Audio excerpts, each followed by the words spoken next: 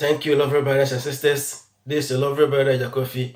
Thank you so much, viewers. Thank you, my subscribers. Please, if you haven't subscribed, please do me a favor by subscribing, sharing, and liking.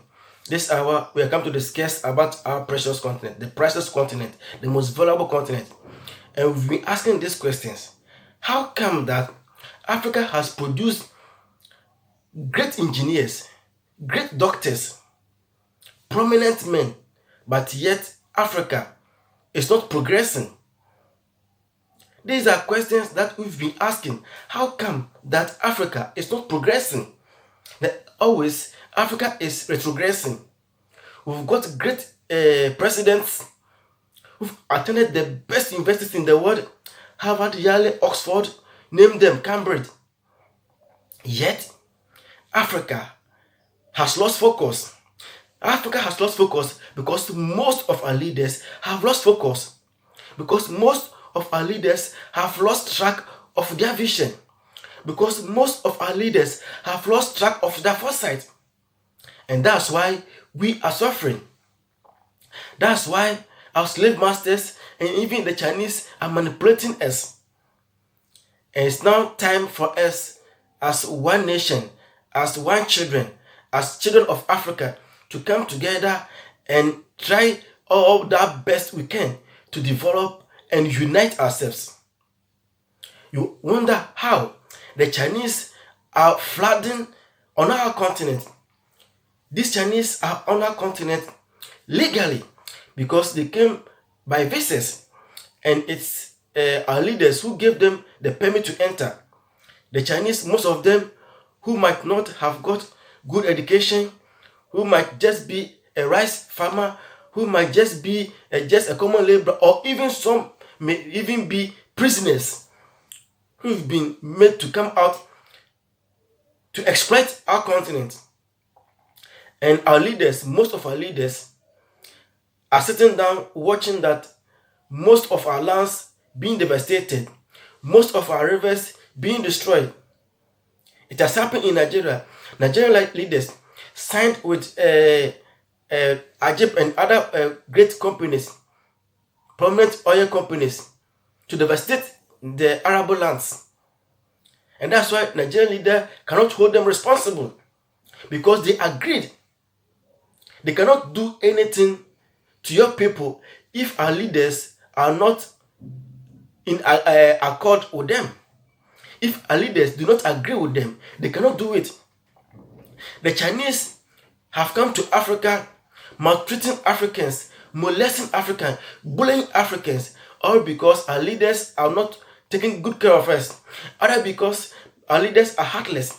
Other because they are careless. Other because they are unscrupulous. Other because they don't feel that we are humans.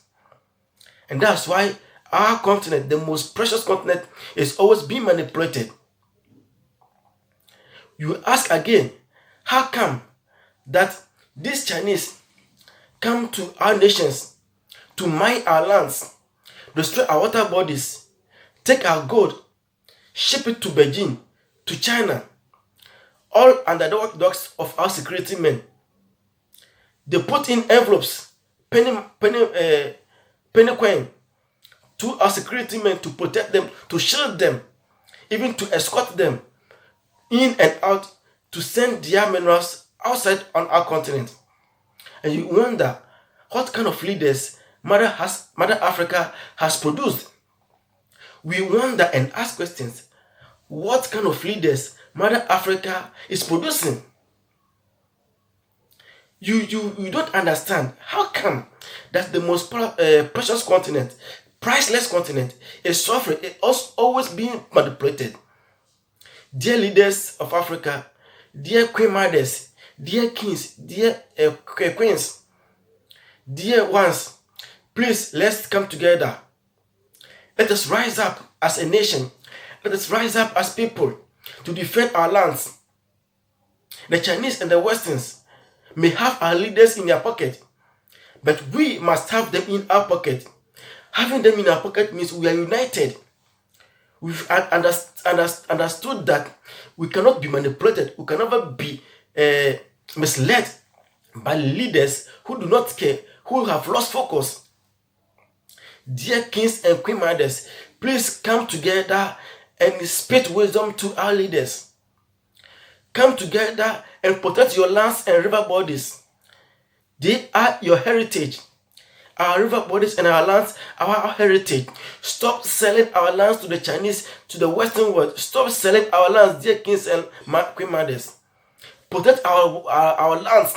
Protect it. It is the most precious continent we have. Dear youths, ask questions about those Chinese and people who are in our forest, mining, destroying our water bodies, destroying our lands. Ask them questions. Who gave them the permit? Ask them. Question them. It's time for us as youth to take on this responsibility. We must take on this responsibility. We must be responsible of our lands. We must be the caretakers of our lands. If we do not, one day we will be in our rooms and Chinese will be knocking at our doors and saying that our lands have been sold to them. It's now time for us to come together as one people. Dear wives of our presidents, dear first ladies, dear wives of our ministers, dear wives of our MPs, please speak wisdom to your husbands. Please, dear mothers, speak wisdom, encourage them to invest the money they borrow in our nations, to create industries, to build good schools, to build good education. Please advise your husbands to do good things for the prospect of our nation. Please, dear mothers, with you, we can count on. We can count on you, dear mothers, that you can advise your husbands to do good things on our continent, that they will save their money in Africa and not save their money in UK, in US, in Dubai, wherever. Africa needs you. Africa needs you. Africa needs me and you. Africa needs us all. We have to come together as one people, as one nation with one common destiny. For Africa to prosper depends upon us. Thank you so much for watching me. Thank you, dear, share and like and subscribe to my page. Thank you so much for watching me. Thank you so much. Thank you. Thank you. And I said to the anger of my audience at one time, and I was rather uncharitable, that the problem with Africa is that those who have ideas have no power and those with power have no ideas.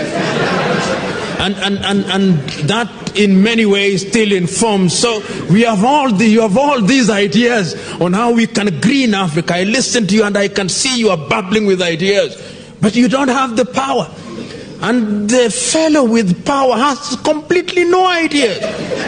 And yet somehow, and this I think is your problem, when the electorate is given the choice between you with ideas and the one without ideas, the Africans' affinity for people without ideas is amazing.